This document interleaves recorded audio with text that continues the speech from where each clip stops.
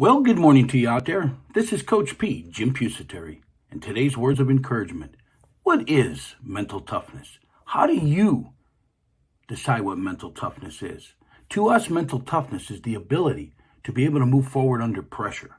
Mental toughness, it refers to the ability to remain resilient, to be able to focus and determine in the face of adversity, challenges, or high pressure situations.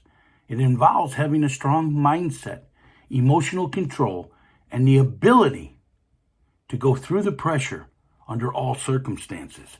What is mental toughness to you? Are you mentally tough?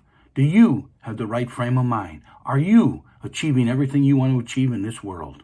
If not, folks, master the 3 phases of achievement: passion, goal setting, and mindset. Have yourself a great day. Be sure to get our full podcast, which comes out every Wednesday.